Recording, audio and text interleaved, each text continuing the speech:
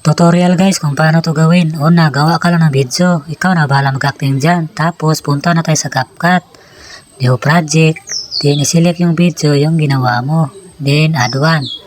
Dito, scroll muna tayo kasi hanapin natin yung logo ng CapCut. I-delete mo natin yan. Pagkatapos dyan, back muna tayo. Hanapin natin yung aspect ratio. 9:16, then check. Kita ka ng plus diha. Tuplo ka na para mag-add tag effect. Dayon, ato lang mo sa YouTube, i-search lang ninyo ang green screen wall crack. Screen record nyo lang kasi ganun din sa akin eh. Pagkatapos, tibidutin mo para mag-highlight, then add one.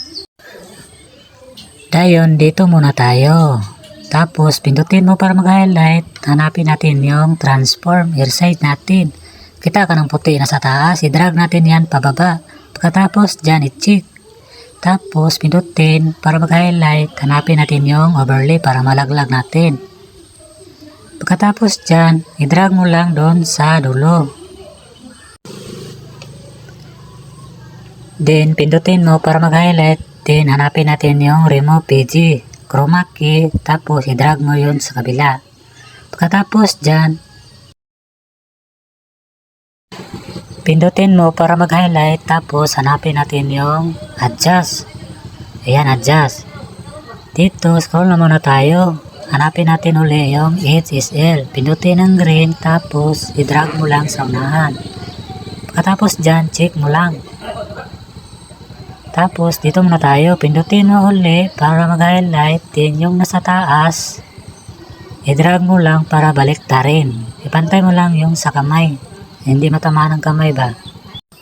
Kabantay ka naman sa taas, kang wall crack niya, di kayo maklaro. Pindutin yung sa baba para mag-highlight, tapos hanapin ang remove PG. Chroma key, adjust ang intensity, then check. Oh, di ba? Klaro na. Pindutin mo para mag-highlight, tapos hanapin natin yung speed. Normal, adjust. Ikaw na bahala mag-adjust dyan.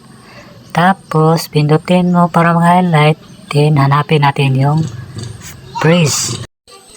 Ayan, freeze. Pindutin mo para mag-highlight, tapos i-drag mo sa dulo. Dayon, i-review sa nato. Diba kabantay mo, inigsulod niya maklaro pa, i-export sa nato na. Pag kumandiya paboto na to 100%. New project uli, dayon, i-hard na to ang na-export gaya na. Sibog sa tagri sa unahan, kaya delete sa nato ning logo sa CapCut. Pindutin para mag-highlight, tapos delete. Back muna tayo. Pindutin para mag-highlight, tapos hanapin natin yung freeze. Ayan, freeze. Pagkatapos, pindutin uli para ma-highlight, then hanapin natin yung overlay para malaglag natin. Ayan.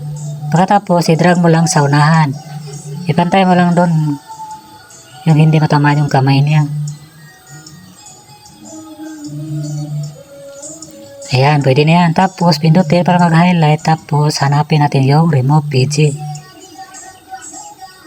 Ayan, piliin natin yung custom removal. I-adjust lang natin yung brush niya. Then, magsimula na tayo mag-brush. Kung mag-brush ka, dihar katama na ng kuha ng nailiki ba? Oh, diba? Pagkatapos dyan, i-review na nato. Oh, diba? Magic. Pwede na i-export.